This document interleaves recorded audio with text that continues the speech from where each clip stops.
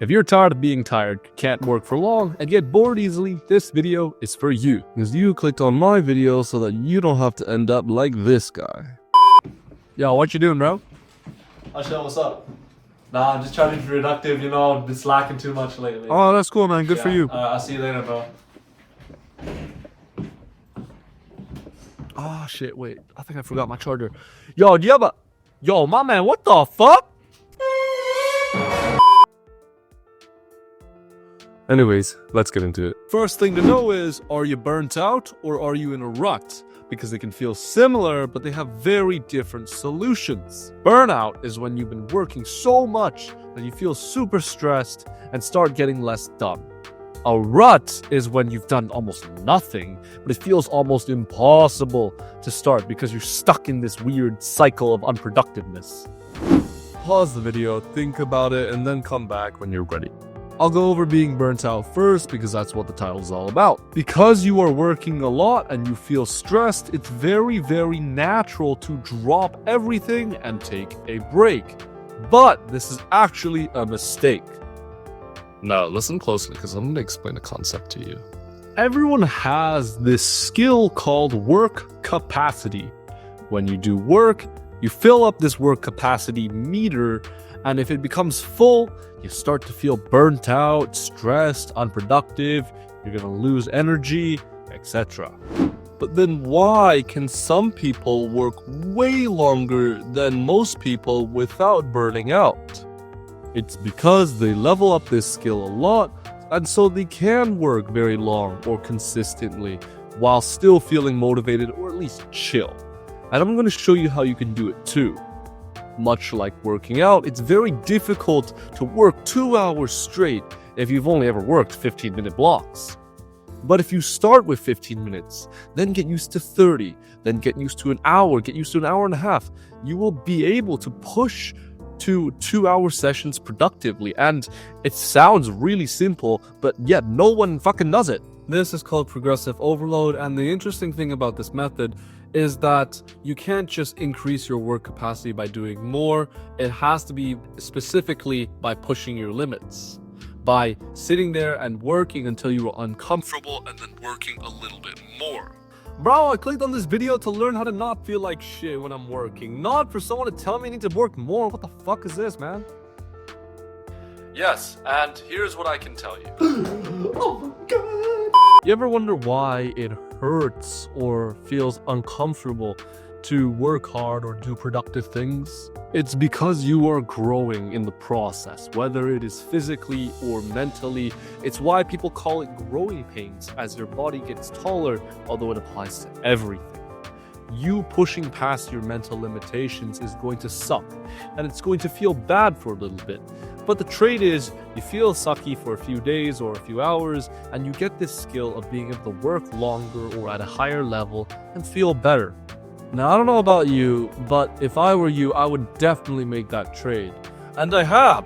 It is what allowed me to make this video in the first place. Every time you push your limits, you get better in some way, shape, or form. If you can't study for more than 3 hours and you try to push that limit, you will get better eventually.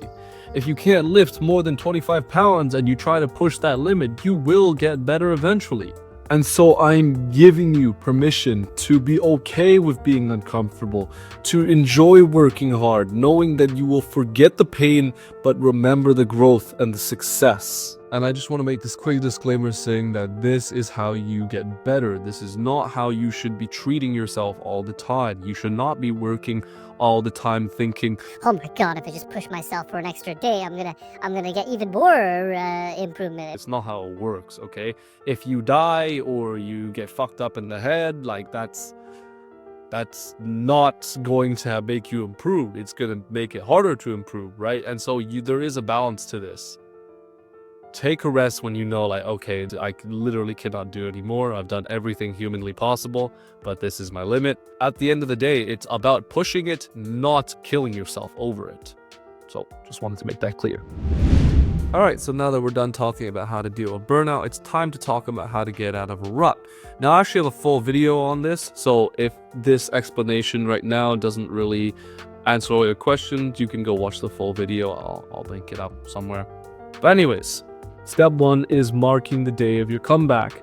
Because you've been in an unproductive rut for so many days, weeks, or even months, it's very difficult to suddenly flip a switch in your head and change up your whole lifestyle in one day, which is why I like to take 1 to 3 days to kind of plan my comeback in between. Now, the second step is being able to identify what's the goal and what are the tasks I need to do every single day in order to achieve the goal. This is a concept that many of you might know called the daily win concept, where basically you identify a goal. Let's say I want to lose 20 pounds, and you identify some activities that you would need to do every single day to achieve that goal, right? For example, if I wanted to lose 20 pounds, I would have to not eat junk food today. I would have to go on a run every single day, and I would have to drink a lot of water, let's say, okay? And so those are the 3 daily activities that I would do, and not only is that going to help motivate me, but it's also going to help me keep track of like what I need to do, give me some direction. Once we're done with that, it's time for the third step, which is changing your environment.